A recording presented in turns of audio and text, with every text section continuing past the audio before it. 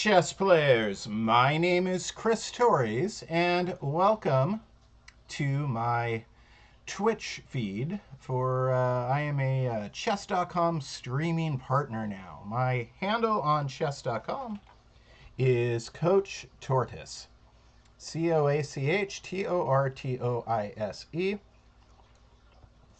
I run a thriving club on chess.com known as Daily Chess Musings. And the story behind that is that I, for 15 or so years, have been running a chess blog known as Chess Musings. And a lot of it were, lessons. I've been teaching scholastic chess for a quarter century or so in the Northern California region. So I would put some of my more popular lessons and cover some events, big events, on my Chess Musings blog. Early in the pandemic, I got very sick, and I decided it was time to upgrade the blog after I had recovered somewhat, and so I grabbed the URL dailychessmusings.com. And when I did that, I also started a club on chess.com called Daily Chess Musings to go along with it. And lo and behold, things have gotten very popular. My blog page, dailychessmusings.com, has, 1,500 or so official followers, people that have subscribed, so they get emails when I put up a new post. Our chess club on chess.com has 2,100 members.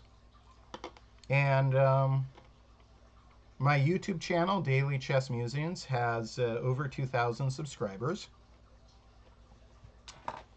But now that I am a partner streamer with chess.com, I am also engaging the Twitch crowd, something I hadn't done yet. And so we're already up, I think, about 10 or so followers. And if you follow me tonight, your name, I think, will appear in this window up above my head on the broadcast. So you will get recognition for following. I highly recommend you check out our Daily Chess Musings Club on chess.com.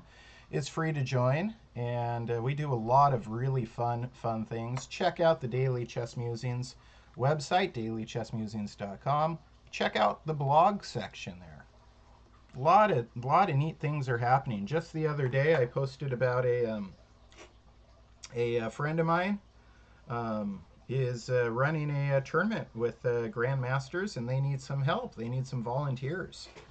And that's in the San Jose, California region. So if you want to meet some grandmaster chess players, you can find out about that. I've posted some, we give away prizes for various competitions and activities. You'll find out about all that stuff on dailychessmusings.com in the blog section. Myself, as I said, I am Chris Torres, Coach Tortoise on chess.com. I am a correspondence chess master, and I have been coaching chess for 25 or so years. Being a correspondence chess master means that I excel at a form of chess that is not over the board. It is a slow speed chess game where oftentimes I would have several chessboards and play out the variations physically on the chessboards. And so a lot of correspondence chess players are opening masters. They're very strong experts in the field of chess openings. However, I really blossomed through correspondence chess as far as endgames are concerned. The reason is because I would obsess over a position. I would want to play the most accurate way possible, and moving the pieces and playing out the positions, charting on paper out the branches. I learned so much so much more about endgames than I had from the books and the excellent endgame books that are out there. My personal favorite and original one was Reuben Fine's famous endgame course. It's a huge, huge, thick manual of endgame positions. Um, so that's a little bit about me. As far as the way I play chess when I'm just having fun, I don't take it all that seriously. I dropped my pen there. I play a lot of coffee house openings. I like to play exciting games and play educational lines. Um, and tonight I will be doing that against members of the Gomes Elementary School in Fremont, California. I'm going to be doing a simul starting in 4 minutes right here, live for anybody following me on Twitch. Um, the students at Gomes Elementary School in Fremont, California are exceptionally strong young chess players. And I volunteer with them on Thursday evenings, so I thought it would be fitting. I thought it would be fitting to involve them in my first Twitch event. So I'm going to be playing a simul, and these students, they challenge me good because if I'm teaching them, and this is what you want as a teacher, you want your students to surpass you if possible. That's how we keep each generation of chess players getting stronger than the previous, or any activity. Um, but it doesn't mean I want to lose to them, right? I'm going to be trying my best tonight. But these are a talented bunch. They just played in a national online quick championship. It was a USCF Nationals, and they placed highest out of all the schools in Fremont, California. Really, I think all the elementary schools in the Bay Area, they placed highest. So they are a talented bunch. And if you don't know about Fremont, California, it's my hometown. I grew up there, and it's really been kind of a second home for me always, no matter where I live. If I live in San Jose, or I live in Lathrop, California, where I live now. Fremont's always been a second home to me as far as chess goes. It was my hometown, and I have taught chess at maybe 40 or so different elementary schools in the Fremont area, and Fremont's become a powerhouse. So many talented chess players and chess teams over the years. They've won national championships, and I've had a front row seat for all this for many years. Because, like I said, I was a homegrown Fremont, and but when I was a kid, when I was in elementary school, they didn't have all these chess clubs in Fremont like they do now, and so it is a unique pleasure for me to give back to something that I wish I would have had when I was their age. All right, so it is about time to start the simul. 5:59. So I'm gonna go to my chess.com window, and let's see. I'm gonna go to play, and I should start getting challenges from my students relatively soon. I instructed them to send me challenges at 6 p.m. And should have set the settings in chess.com for multiple games simultaneously. You have to, fix that if you want to do a simul, but chess.com allows simuls. It's actually pretty neat the way it works. So it is 6 p.m. Gomes players, if you are watching and you are from Gomes Elementary School, go ahead and send me a challenge right now. It is 6 p.m. While I'm waiting, some of the games might start. Let me see if I click play a friend, if I see any. I see some of them coming online right now. I'm just looking at which one of my friends are online.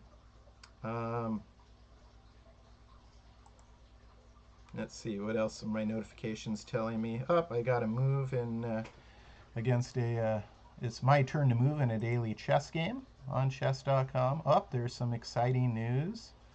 Hikaru Nakamura did really well. Really well. He won a big tournament that could be a first step for him to get to get to the World Championship. Exciting stuff. Exciting time for American chess players. Let me go to play. And I'm still waiting for challenges from Gomes Elementary School players. I really hope I get some challenges. I see I have a message. Diced Knights sent me a message. Okay. All right, waiting for the challenges from the Gomes players. I have done a couple simuls using chess.com, so this is not my first rodeo. I haven't done as well as I think I should normally during these simuls. I think I got a little thrown off with kind of the herky-jerky experience of doing a simul online versus doing a simul in person. When I'm doing a simul in person, I'm walking around in a circle surrounded by chess players. So there's a smooth motion from one board to the next. When you do a simul online, it's just one board disappears, another board appears. You lose track of kind of the order of things. So I should be getting challenges very soon. Who's going to send me my first challenge?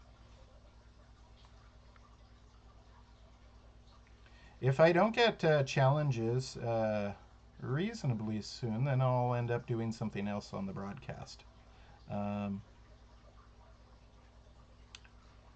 But I would really like to do the simul with chess.com as my first big activity on my Twitch channel.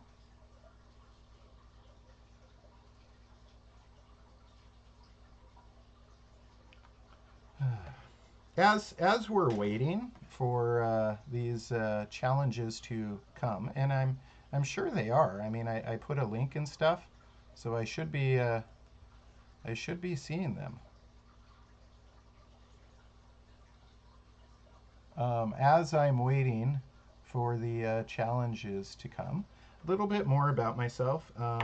Outside of chess, I really enjoy music, specifically classical music and jazz music. So I'm always down to chat about that. I'm also a big baseball fan and a fan of history. I like finding out. Being a fan of music, chess, and baseball, I like to connect the dots in my mind and see. Skating Rook says, "Hi, Coach Chris. This link is not working." So that explains it. So the link's not working. Go ahead and send me a 30-minute NO challenge. That explains. So the link that I shared isn't working. It's a little glitch, no big deal. So send me a 30 and 0 challenge on chess.com, and let's get the friends to do that as well. Maybe we can Rosalia. I'm gonna get my daughter in here. Ask her to go send a message to the. Okay, here's skating Rooks. Yeah, I'll play. Can you? So he sent me one challenge. Can you go let Mom know to post in the classroom that the kids can just send me a 30-minute no challenge? Go ahead. Go tell right now. Post in classroom. Yes. All right. So I'll go ahead and accept the first one just so we get things going. And just like that, we are up and running. I'm playing with Skating Rooks.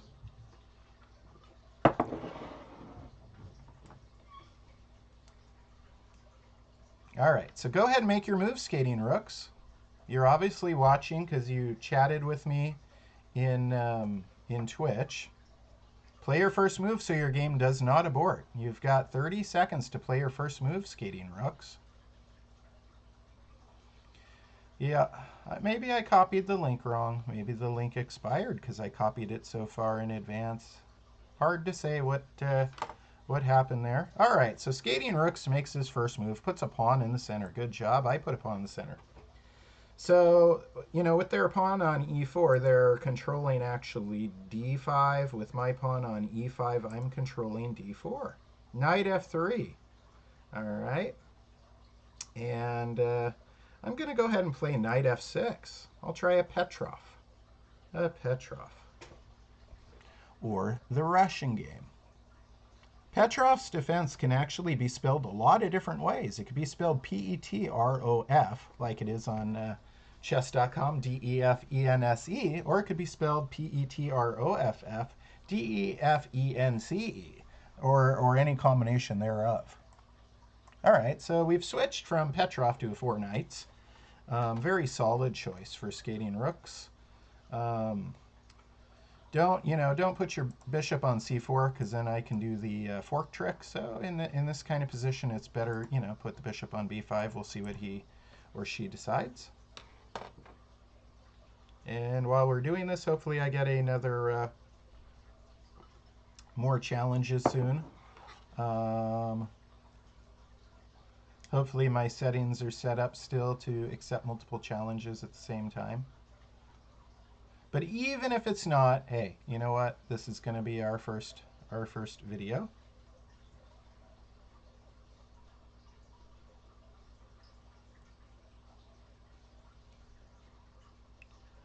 Okay.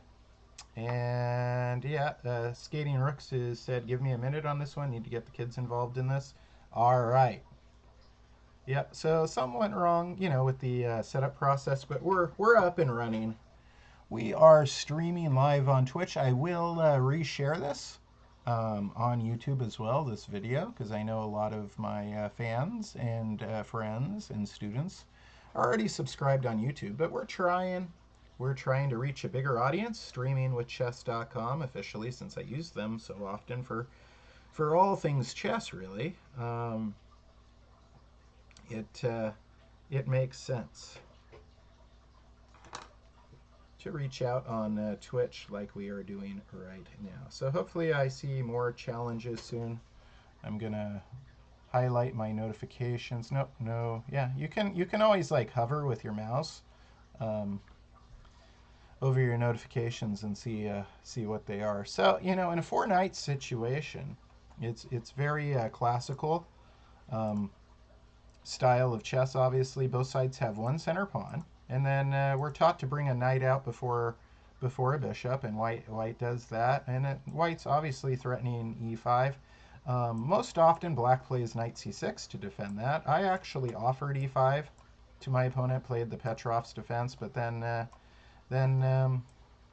white developed another piece instead of taking the pawn, and then I developed another piece. So we get our knights out very early. If you look at it, each knight is controlling. So this knight controls 2 center squares, right? And this knight controls 2 center squares. If your knight is on a light square, it controls the 2 dark squares. If your knight's on a dark square, it controls the 2 light squares. We are fighting for control of these center 4 squares. It's the most valuable real estate on the chessboard. And right now, white has a lot more control. A lot more control on d5. They've got a bishop, a knight, and a pawn controlling d5. But with the bishop on c4 instead of on b5, it means I could play the fork trick, and I will. So the fork trick means that if white takes, then black can scoot the pawn forward, forking the bishop and the knight. It's a neat little trick that works in Italian structures or 4-knight structures when white has a knight and bishop. A knight on c3, bishop on c4, but no pawn on d3. Without the pawn on d3, then we can take here. When they take back, then we fork. And then we're left with a pawn in the center, that valuable part of the board.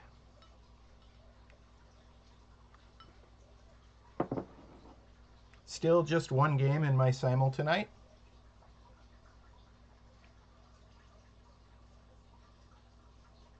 So it's a one-game simultaneous exhibition, also known as a match. Ah, one-game simultaneous exhibition. Maybe that'll, that can like set a record for smallest simul possible. One game.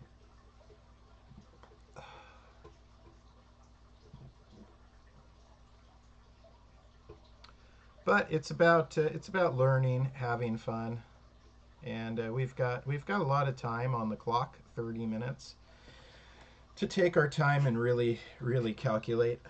I'm enjoying some green tea and talking chess with you guys tonight.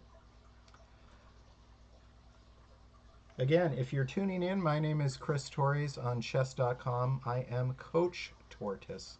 Aha! So they did not take it back and allow me to fork. They're letting me have a center pawn. And then now I could return. I certainly could, or I could capture. I'm one pawn up. So those are two things to look at right away. Let me erase my arrows and decide. Pawn d3 does force my knight to do something. If I take their knight, then I don't lose time, and I damage their pawn structure. So I will do that. Okay, so knight takes. Now I need to get my bishop developed to a good square, and then castle. So I've damaged some pawns. I took a center pawn. I'm one pawn ahead. But I still need to find time to castle. Looks like I could play d5 right now and take complete control of the center. That's a very aggressive move. But it means that my bishop could then go to d6 potentially. I don't want to play bishop d6 right now because I'd be blocking in my d5 pawn. So I'm going to go ahead and play d5.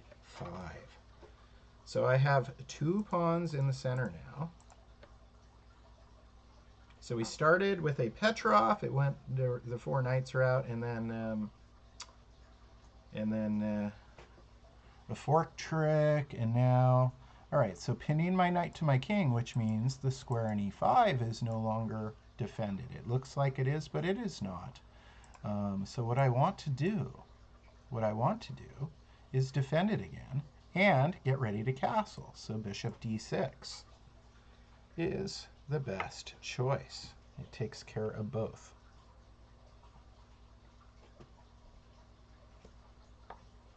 A fun first broadcast on Twitch.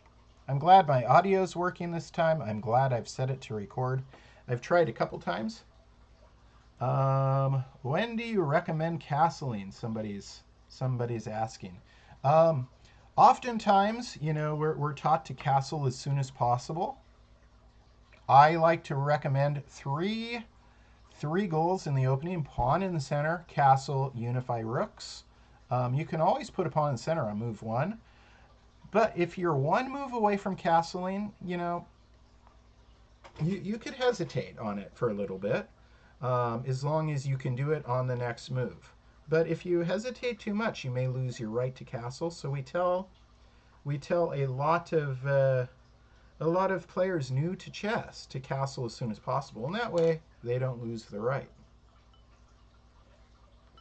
Can you elaborate on unifying rooks? Absolutely. So when I say unifying rooks, so pawn in the center is pretty self-explanatory. Having a pawn in one of the four center squares, right? Then I talk about castling. We understand that. Unifying rooks means there's nothing between the two rooks. Nothing. They see each other in the back rank. So it can occur after castling. For example, right now, white's rooks would be unified as soon as they get their queen and bishop out. They don't need to be right next to each other. They just need to be coordinated on the back rank. That means the rooks, that means all your pieces are developed. Your minor pieces are out, your queen's out to get your rooks unified. So it's like a summary of the famous 10 opening rules. Pawn in the center, castle, unify rooks. All right, so I'm still controlling two center squares. Let's see. I could bring a bishop out and pin a knight. I could do that. That's tempting. Castling's tempting. Bishops like to pin knights or be on long diagonals. Sometimes, though, this can be a little dangerous, bringing a bishop out, pinning without having a knight on f6. And because my bishop could get pushed around. So I'm going to castle, which unpins my knight. It gets my king safe, unpins my knight. If I get, as soon as I get my rooks unified, I will talk about it during this session. But thank you for watching tonight, Soft Washing. And excellent questions. So it seems like we have the audio's working tonight. We have chat. We have followers. Things are working. We're up and running on Twitch. I am so happy. Thank you, Soft Washing. I appreciate that as well. So Soft Washing is now following. Anybody's welcome to join our community. If you missed my intro to tonight's broadcast, my name is Chris Torres. I run a website known as dailychessmusings.com. Thousands and thousands of free lessons and opportunities, and it's a community. And our club is on chess.com, the Daily Chess Musings Club. We've got over 2,000 members. Tomorrow night, I'm going to do some blitz at 7 p.m. So Soft Washing or anybody else who's following, if you want to join our Daily Chess Musings Club, tomorrow night, 7 p.m., I'm going to, Pacific time, I'm going to be playing Blitz Chess. We'll have a Blitz Chess tournament for Daily Chess Musings members, just for fun. Just for fun. And it should be a lot of fun. We have a lot of strength in our club. It's like I said, it's more than a club. It's like a community.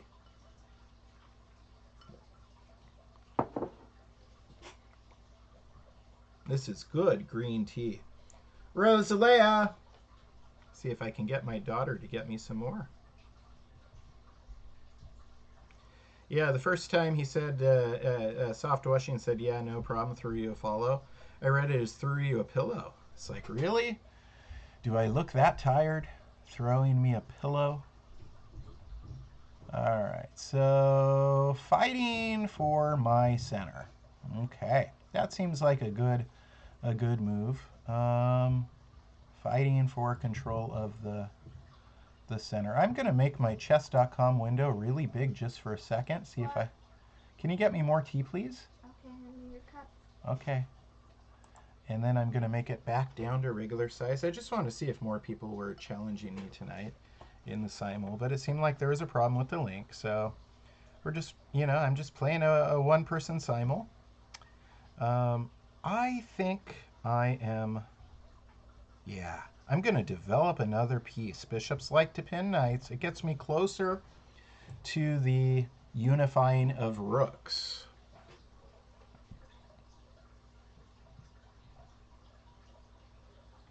Now, I just need to get my queen involved, right? Once my queen is developed, she might go to f6 even. Once she's developed, then my rooks would see each other. Then this rook would see this rook, and this rook would see that rook. Unifying rooks means that they have access to get to any file that could open up, means that I'm not going to get checkmated, means that if a file does open up, I can quickly stack my rooks in an open file. Let me try and erase some of these arrows. I drew too many. Too many arrows.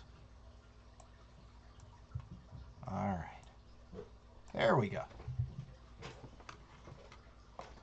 Super, Ro. Thank you. Almost took it to Mom. Yeah, don't do that.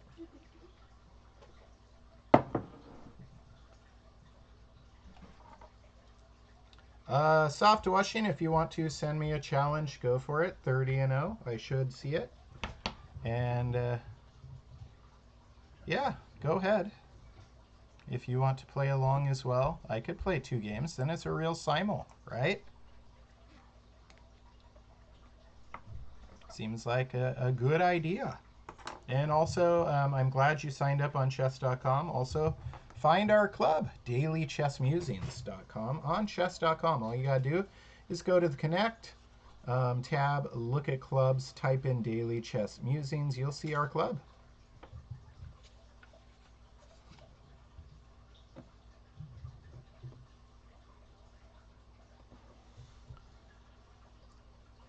So let's see. Let's look at, what's happening for me in this game right now. I've got a great bishop. It's pinning the knight to the queen. I've got a second relatively good bishop. It could be useful because it's aimed long term. Uh-oh, now my knight's under attack, but it's no longer pinned because I did castle. So I'm actually happy they did this because it means I can move my knight closer. Knights are close range attackers. Bishops are long range attackers.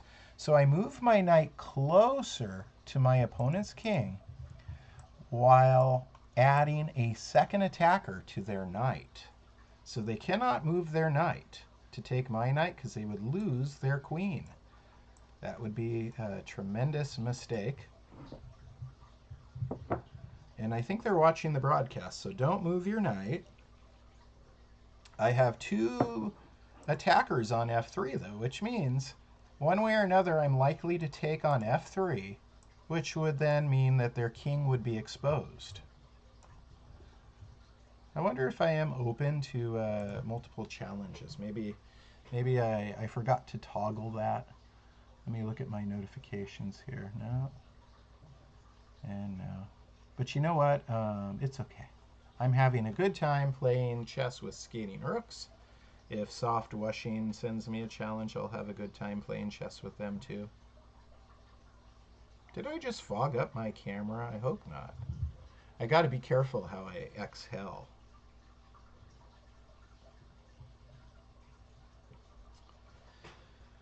Yeah, you'll find a lot about me if you just Google Chris Torrey's chess. I've been doing this a long time.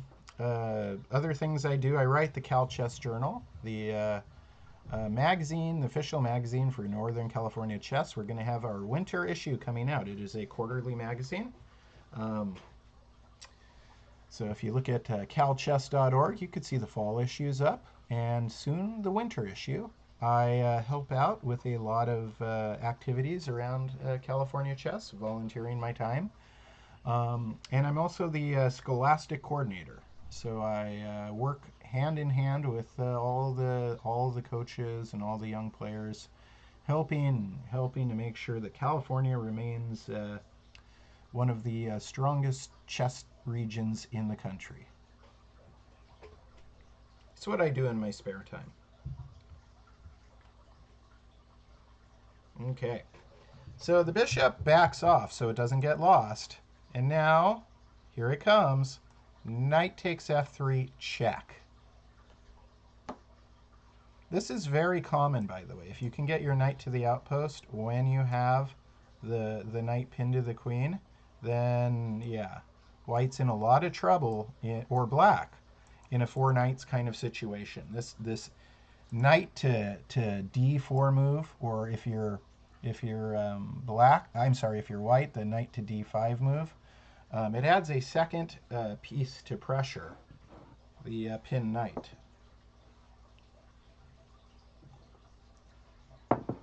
Looks like I got another notification. Let's see. Let's see what it says. Um,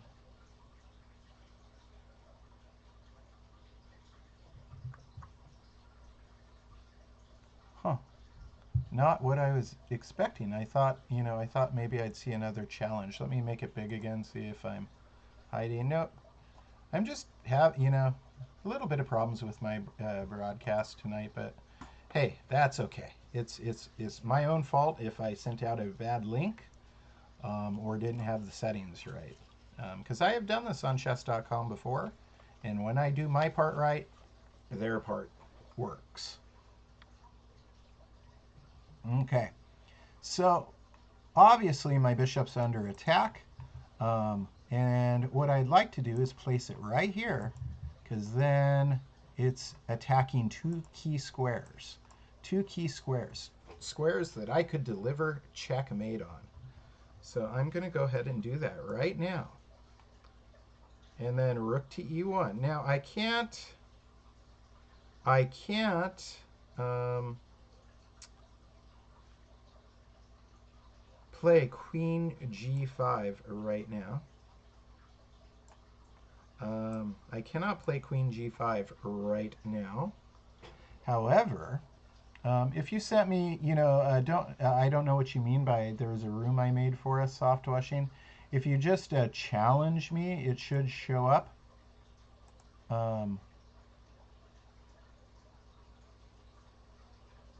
Pop up blitz new post. I see. Yeah, I don't. Um, I do not see. Let me go to play. Hopefully, I don't lose my screen. No, there I am. No, that's something else. I think I just lost my screen. Chris, bad job. Clicking around, dude. Okay, who are you playing right now? Go find it.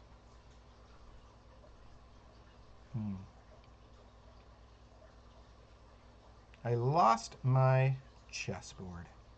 I know better than that. Let me make this big. I'll find it again. The stuff I do. Let's go to live chess. And this should bring me back to my... Yep, there we go. So see, I lost my board because I left the live chess area. I went back, I clicked live chess again, and here I am, back. All right, super. So what I was about to say, no, you search for Daily Chess Musings spaced out, and you'll find our club, Soft Washing. And my username on chess.com is Coach Tortoise. And let's see. So I would like to play, certainly I would like to play queen to g5. Why can't I draw arrows now? Oh no, Chris, what did you do? Why? Why can't you draw the arrows anymore?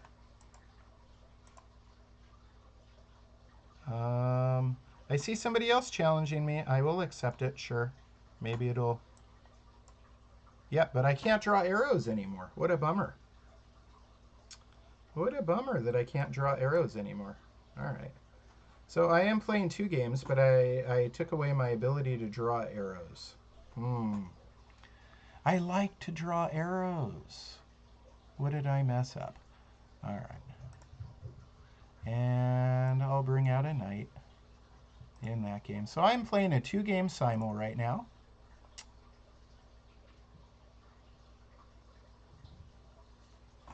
And I'm deciding, I think I'm, okay, I want to, all right, so we've got Philidor's defense here. We'll catch this board up.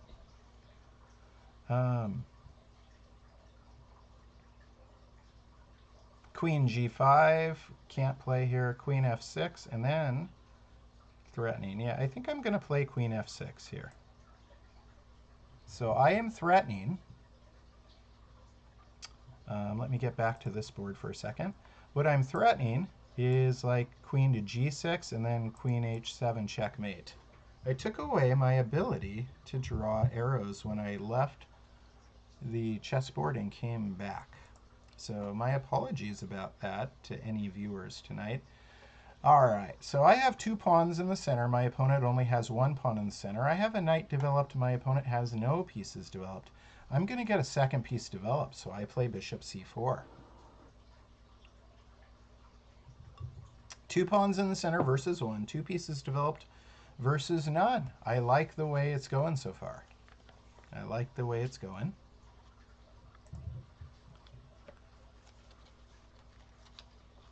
And skating rooks, be careful, because I'm threatening queen g6 check, queen g2 checkmate. All right, so they are pinning my knight to my queen.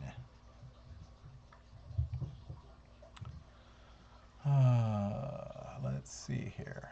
That early pin. Certainly, without bringing the knight out, it could end up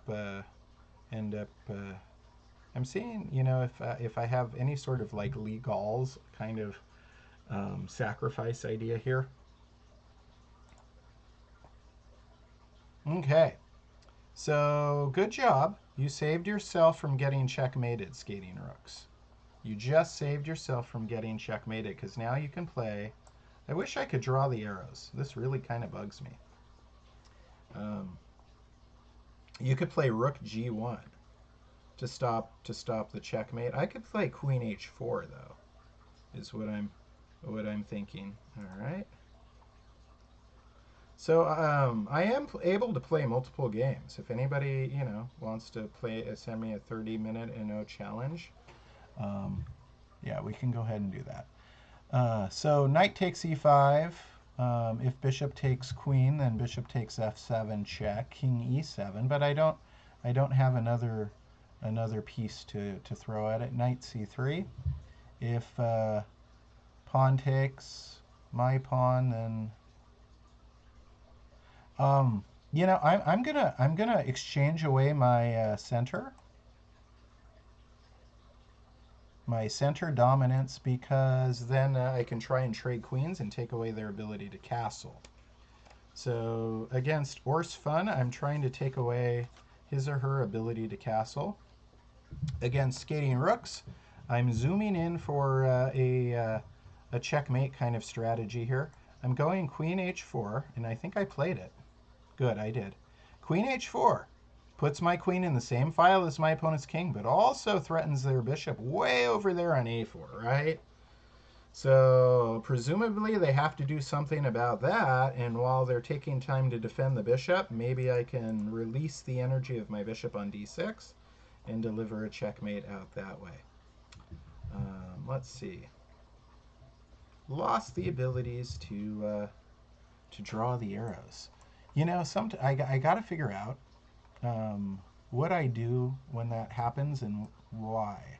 All right, so queen takes queen, forces king takes queen, right? And then I will play knight takes e5, which threatens their bishop, and f7. So that seems to be like the best move. Now I could play knight takes f7 check here. That's kind of cool, huh? In fact, I will. I'm going to play knight takes f7 check. So my knight is defended on the other side of my bishop, of my opponent's bishop. Kind of cool how that kind of tactic works, right? So if they play bishop takes knight, then I can play bishop takes bishop. And I come out a little bit ahead. All right, so my opponent is going to let me take on a4.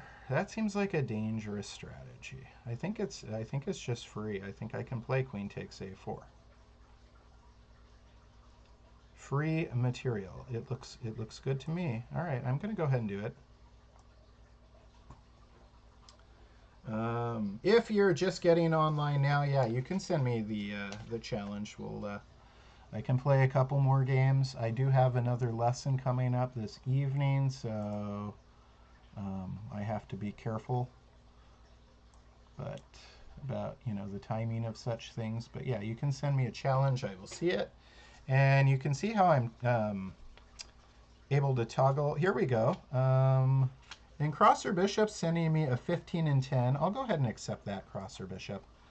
Yeah, that's a little faster time control. So I'm going to play 3 games simultaneously at different time controls now as well.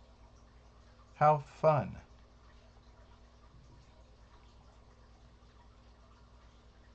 I like having the 2 bishops, but I don't like having to lose a tempo. So I'm going to think about that. I'm going to think about what I'm going to do there. And against crosser bishop, I'm going to go ahead and play d5. A little bit of an elephant gambit to kick things off. Because I want that game to go a little faster than some of my other games, because I do have another lesson coming up this evening after my Gomes session. All right. So my opponent has a lot of threats now. Skating Rooks is threatening like bishop h6. That's very dangerous. But my queen can come on over, right? And that's probably best because then it's back in the same file. It took its bishop, now it's coming back to the same file as my opponent's king. 3 games simul. Fun stuff. All right, let's see what we're doing. I was going to make my decision here. Bishop takes knight or retreating. I think I actually prefer retreating. And actually, I'm thinking about bishop d5 because then if my opponent plays pawn c6, yeah, I lose a little bit of time. But on the other side of the coin, it takes away their knight c6 square. But, you know, I think I'm going to go all the way back to b3, bishop b3. And here we go. Crosser bishop took my extra pawn, so I play bishop d6. We are up and running. 3 boards simul tonight. We'll see how I do.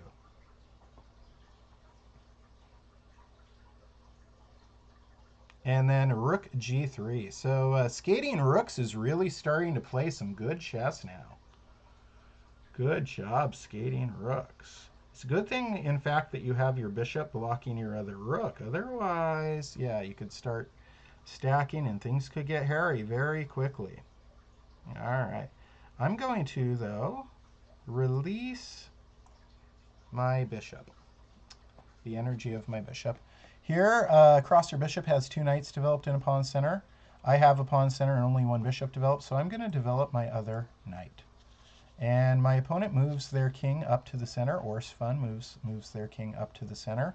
I'm gonna. I could develop with a threat, bishop f4. That's probably best. When you can bring a new piece out with a good threat, you go ahead and do it.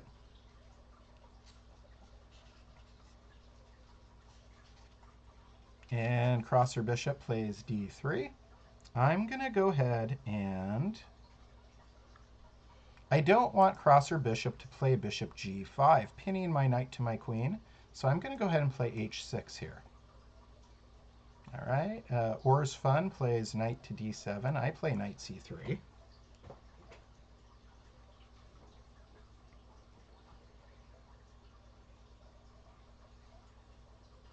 And I'm thinking about castling queenside there. All right, so f4 was played, which blocks off my bishop. That was a good move. Skating rooks, you are playing really good chess these last couple of moves. You got into early trouble against me, but now you're playing really good chess. See, if I play bishop takes, and you play bishop takes, and I play queen takes, then you can play rook takes, right? So I'm thinking I want to, instead of taking with my bishop, excuse me, instead of taking with my bishop on f4, I want to back it out. And I think the best square is d7. So it's still controlling h3.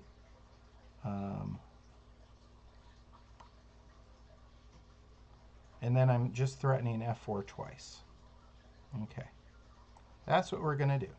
Bishop d7. Final move. All right. And looks like crosser bishop's going to fianchetto. And that's fine. While they're working on fianchettoing, I could castle right now. Castling as soon as possible, right? I could do that. However, I'm 1 move away from castling, and I've already said that I like to fool around a little bit when I'm 1 move away from castling. So I'm going to play pawn c6 there. Skating rooks plays another, centralizes the queen. Unfortunately, it looks like that queen is a very tasty target for the rook on a8. So I may play, in fact, I may play rook a8 to e8, threatening the queen, and then the king behind it. I'm going to go ahead and do that. I'm just making sure that I'm not getting checkmated. Got to be very careful about that, because the rook, the queen, the bishop are all... All right, so now I have an extra piece developed against crosser bishop. And knight c6 was played.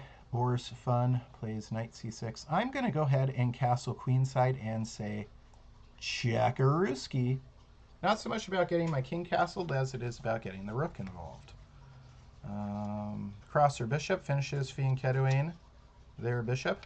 I'm going to go ahead and now I have two choices for paths for my, but I'm going to come out here and pin the knight. I could take on c7 right now against Orr's Fun. I could do that. But I'm thinking about doing something with my knight on c3. Knight to d5 looks pretty good. Knight to d5 it is. Remember, knights are close range attackers. They want to move closer when possible. I'm actually starting to ponder the possibility of castling queenside against crosser bishop. So I'm going to move my queen forward. I'm one move away from castling still.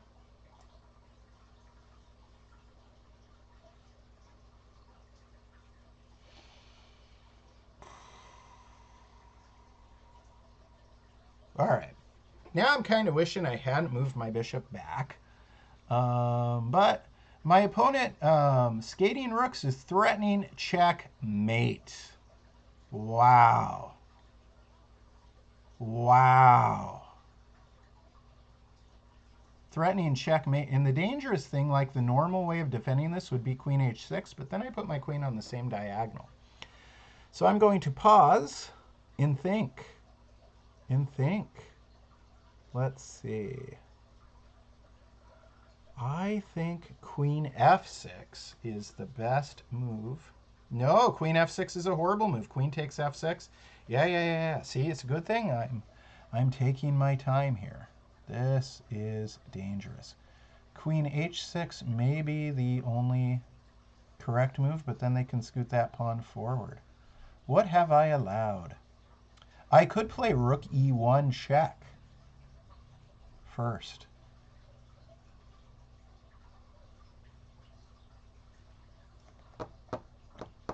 Wow. Checks, captures, threats. Checks, captures, threats. Skating Rooks, you've played good. These last couple of moves, I have to analyze my checks, captures, and threats. Those of you new to my channel, you find out that I use the checks, captures, threats method. If my arrows were still here, I would be showing you exactly what that method is by drawing an arrow for every single check, capture, and threat that is possible. But if I play rook e1 check, then white can play king to g2, and then I could play bishop h3 check. And then rook takes h3. This is, yeah, then they just win that. This is, I may have messed up. Let's be very careful here. Checks, captures, threats. Must be very careful against Skating Rooks.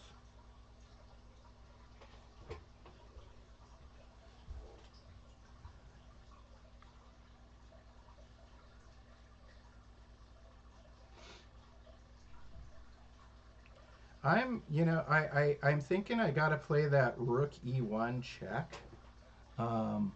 Although, you know what? I just noticed something, ladies and gentlemen.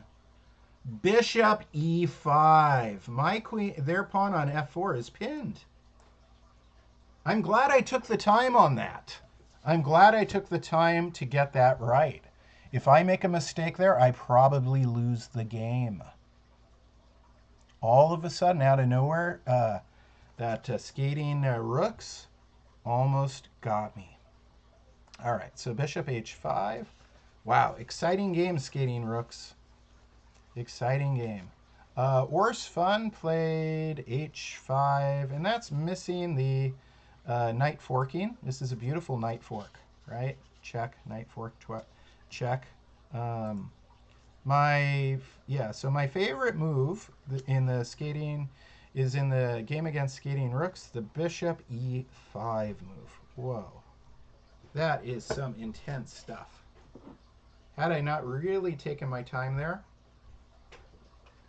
would not see that. The bishop is threatening the queen, the rook behind the queen, the pawn can't take. Um, they're taking their time now. Good for you, skating rooks. Let me, I should probably go to cross or bishop's game. We'll bring that up because that was a faster time control.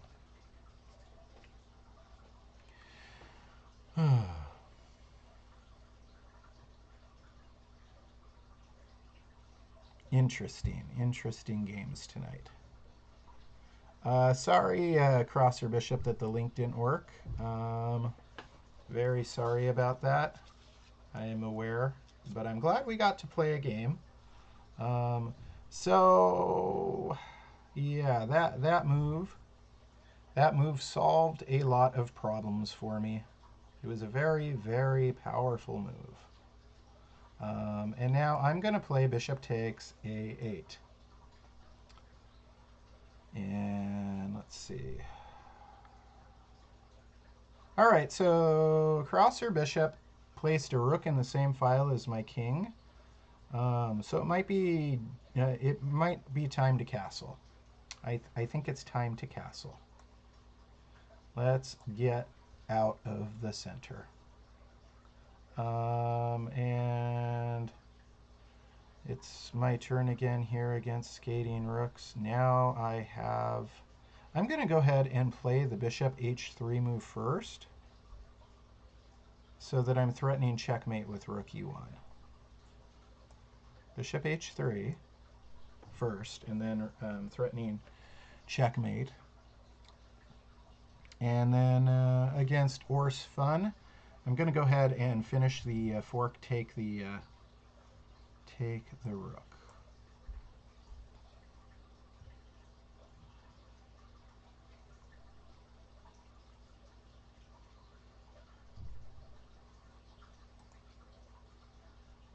This is a fun evening. I'm enjoying playing chess on Twitch. If you're new, if you're just checking me out for the first time, my name is Chris Torres. This is Daily Chess Musings. It's a community. It's a club on chess.com. It's a website and so much more. Check it out. Daily Chess Musings. Go to dailychessmusings.com. Go to the Daily Chess Musings Club. All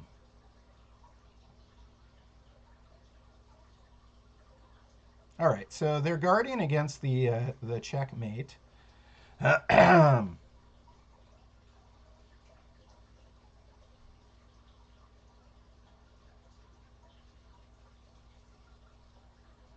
And I'm trying to see if I can't still finish this out with a some kind of checkmate. If I attack the rook, I'm sorry, if I play rook e2 right away, then their bishop can go to e3, and my rook's kind of stuck there. So I think better is rook to b8, threatening the queen, and then rook to b1.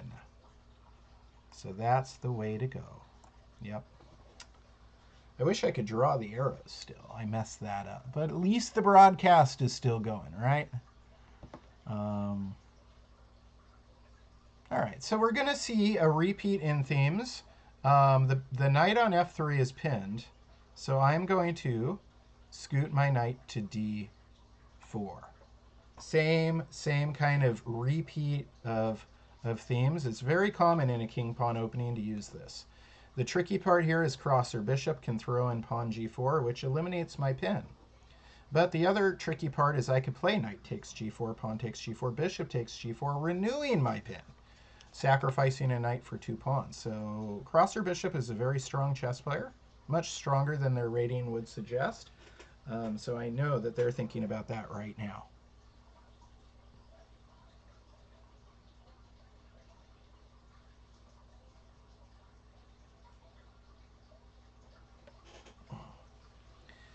Skating rooks really got really in a lot of trouble early, and then put me in some serious trouble there.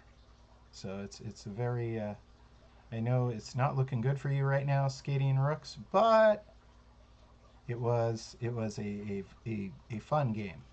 All right, so I sacked my knight for 2 pawns there, and now Here it is. The rook comes to say check. Means that rook, I believe their rook has to go back, right? Right. And then I say check, and then their king has to take.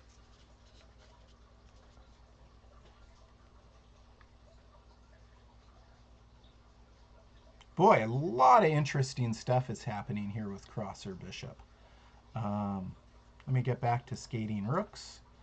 And I'm very close to a checkmate. In fact, yeah, their queen cannot get back to defend. So let me go ahead and play the checkmate in two. This was the whole idea with that knight takes knight move where the pawn had to move out of the g file. The whole idea was to try and do something like this. Check. And then cross or bishop. Let's see here. Let me finish out skating rooks. And that one is done. And it was a great game. If we have time in the broadcast, I will go back through using the chess.com analysis tool and check out the game. I highly recommend you use those tools. All right, cross or bishop. Let's see. Checks, captures, threats. Checks, captures, threats. Let's see. Thinking. I could play pawn takes knight, and then I'm threatening the knight behind it, but they could play, pawn takes knight as well. I could play knight takes f2, threatening their queen, and my bishop behind it, but then queen takes bishop. So pawn takes knight on d4 seems like the real deal. All right, there we go. And I got to keep an eye on my cross or bishop time situation. So I'm going to leave it right here. Because notice we played a faster time control game. A faster time control game. Skating rooks, if you're watching the broadcast, you did great. You got into early trouble, but played admirably, surprisingly well. Once you, yeah. All right. So if I move the knight out of the way, my bishop is threatening the queen.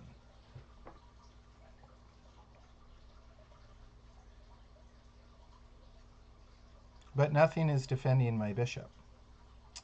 Therein lies the problem.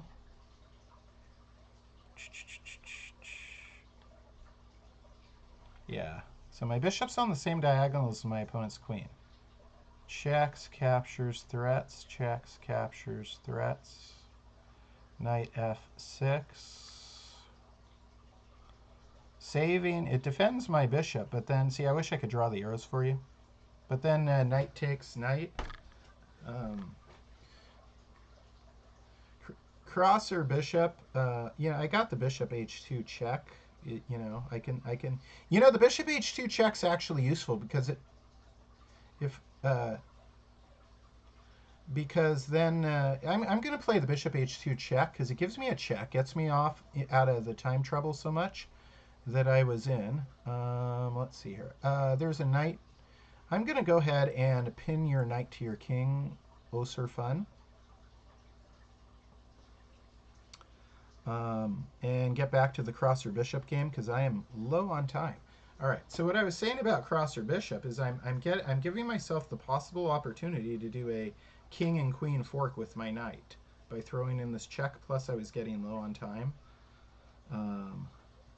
Plus, it leaves the fun tension that exists with the aha.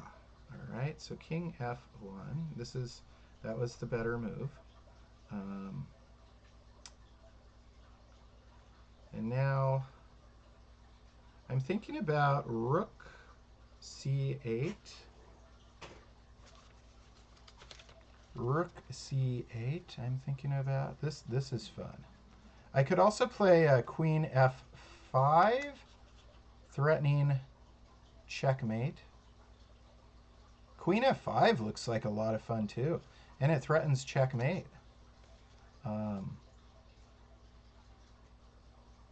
Must be careful. Must be careful. Pawn takes, bishop takes, threatening queen. Queen moves. What's our material? What's our material? We're even material. It looks like I'm going to lose material here. Oh, I have knight. I see. I got knight e. Oh, I got to play fast too. Knight e3 check. And then my bishop is threatening. See, I left that dynamic there. Beautiful. Knight e3 check. And now I'm going to win their queen. I'm forking the king and queen, but my bishop's also threatening the queen. All right. So now I get the queen. I figured it out. This was hard. This, I've had 2 games now.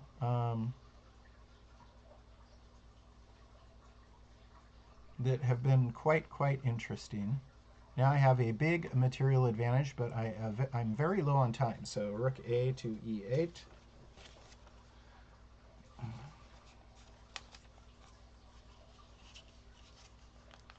Thank you for everybody who's playing tonight. Looks like Ors Fun resigned, so I'm just down now with Crosser Bishop.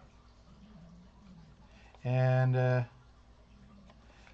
Soft Washing says, sorry, his 1-year-old woke up. I'm going to have to resign. No problem. No problem. I know about that. So we're just down to our final game.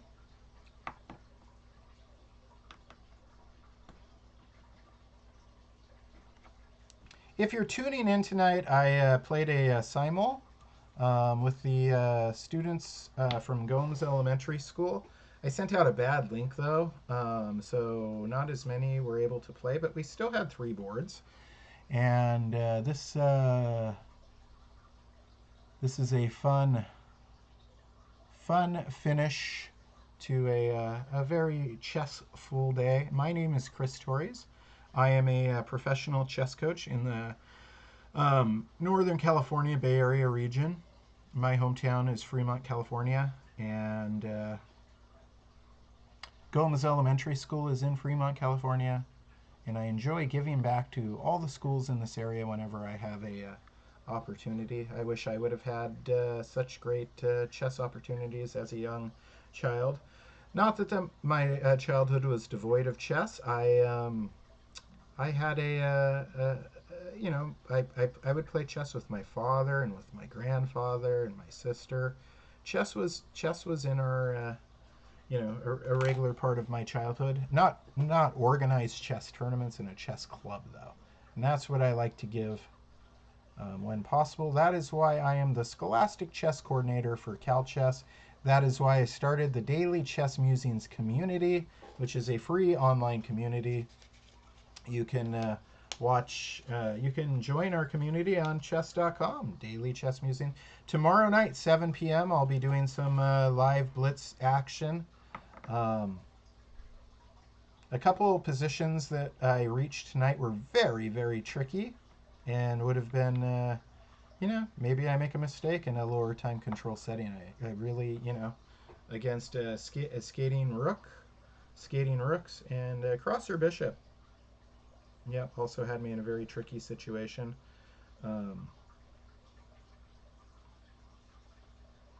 I will probably post the games from this, on the Daily Chess Musings blog as well, just so you can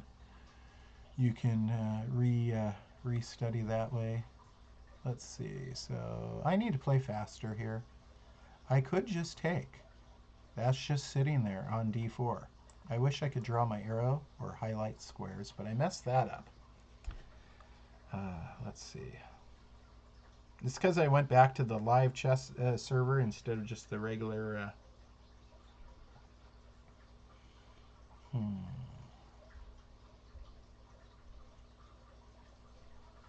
I'm gonna play queen takes d4. It just seems like the best move. I'm threatening, a little bit of tactics here actually, because nothing's defending. The pawn on d3 is pinned to the knight, but the knight is defended by a bishop right now.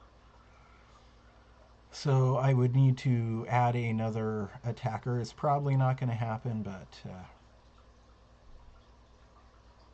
The other thing, that's a possibility would be rook, getting the knight to move. Ah, all right. So the king steps in to the file of the knight, which means I'm going to attack the knight with a pawn, right?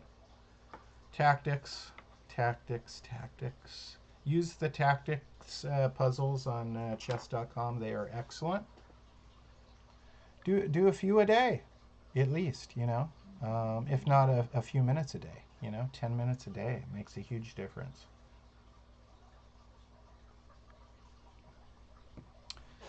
Yep, my name is Chris Torres. This is Daily Chess Musings. Welcome to our Twitch debut tonight. We are going to be doing a lot more live broadcasts as time goes on. Let's see here. Yeah, I can take. That was a neat move. The bishop move unpins the knight, right? So that was kind of a neat, clever move. But now I'm threatening c2 with a check.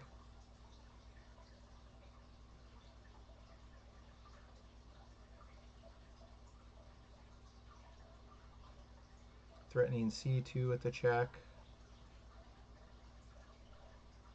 Otherwise, you can always friend me on chess.com. I accept most friend requests. And then if you happen to see me on, I'm not doing a lesson with a student. Yeah, maybe we play a game. That too. I do spend a fair amount of time playing chess. Um, but I actually prefer studying to playing. I tried to win this league thing on chess.com, and I didn't get to like the one above diamond or something. But I was playing a lot more than I was studying, and I miss studying. I like going through. Chess.com has this beautiful library with all these games. I like going through my own private databases as well and just finding hidden gems. I like looking at all the games that are happening around the world, fresh games. I just did a blog post on dailychessmusings.com about the championship in Azerbaijan. All right, so the knight is free, but now the bishop is pinned and threatened.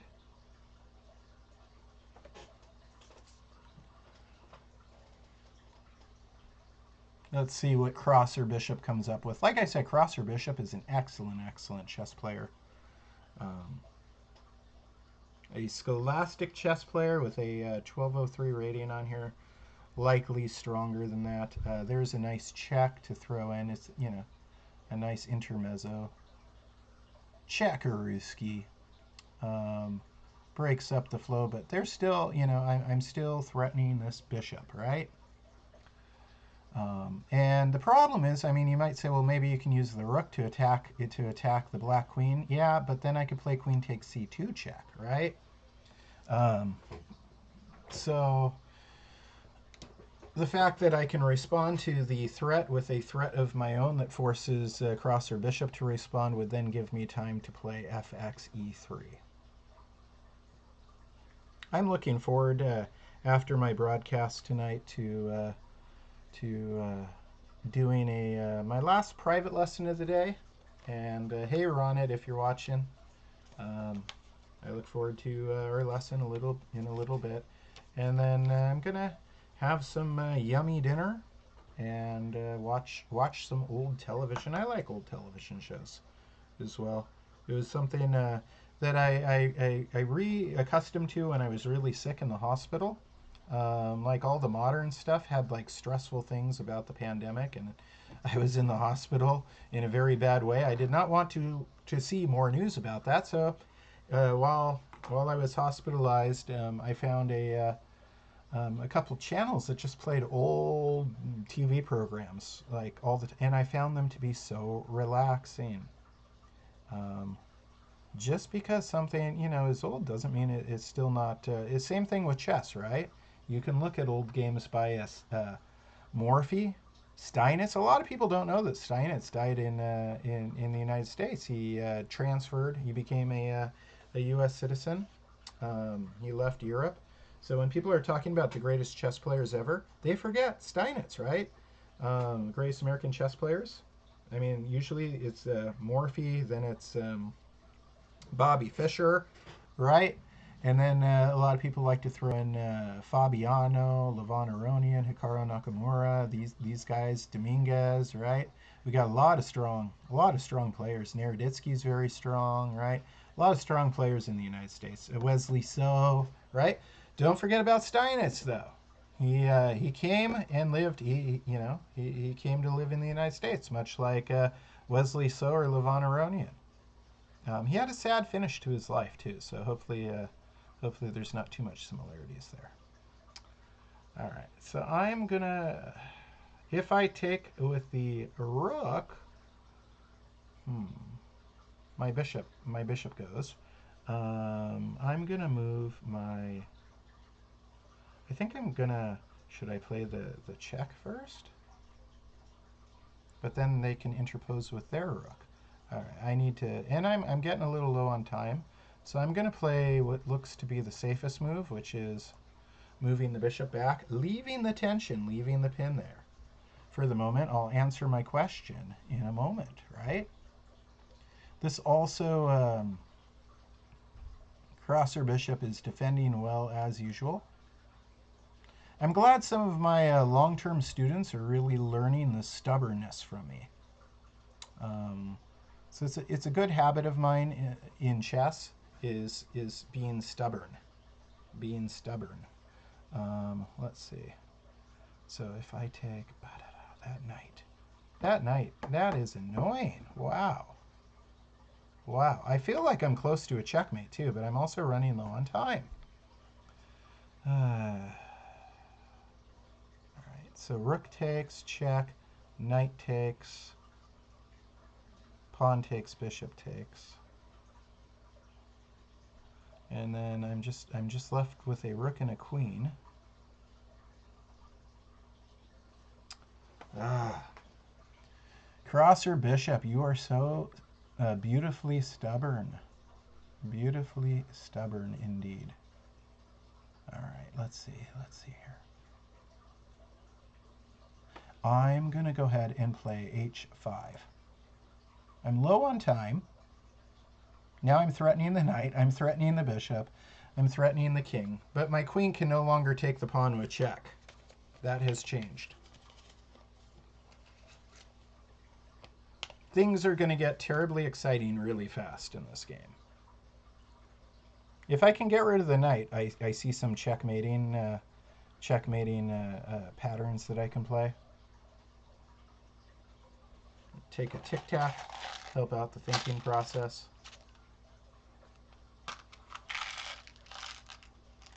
All right. Oh my goodness! Insane! Are you kidding me, Crosser Bishop? You are playing such good chess. Wow. I am a huge fan of Crosser. They're actually threatening checkmate against me now. If pawn takes knight, pawn takes, and then rook says checkmate. Wow. I'm going to play queen takes c2.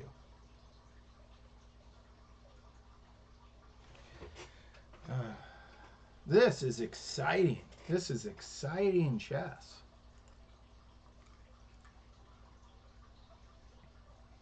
I could not take his knight because I get checkmated.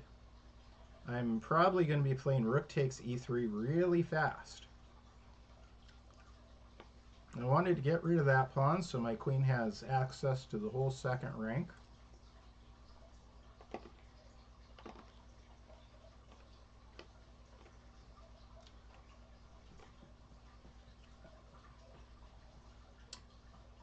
Okay.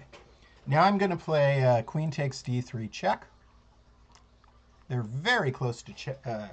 They're creating all these checkmate threats against me. Just beautiful chess, Crosser Bishop. Beautiful, beautiful stuff. The king has to move backwards. Has to go to g2. When king goes to g2, then I say check like this. finishing it out. If king goes to g1, I'm going to play queen takes d4 check.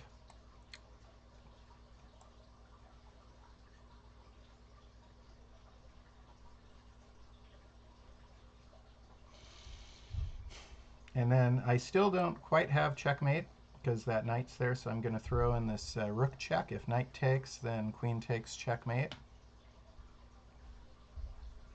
If knight doesn't take, then I can play queen takes that dangerous bishop. You know, I could have checkmated there. I missed a checkmate in one. Coach Chris. Why didn't I play queen d2 checkmate? Embarrassing. I was... yeah, that was bad technique. Poor technique, Chris. Poor technique. All right. It's okay. We'll make up for it here, hopefully. I missed a mate in one. So you got to do those puzzles. You got to do those puzzles. Don't give your opponent extra chances. You give your opponent extra chances, they will hurt you. You give them opportunities to, certainly they will. All right, and now we're very close to checkmate here. But how do we do it? Let us see. Bishop takes knight looks best. Then if rook takes, then queen takes other rook.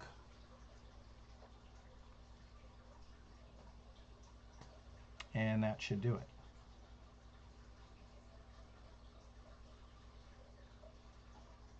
These were some fun games, but clearly I made one big mistake there. I could have played a checkmate.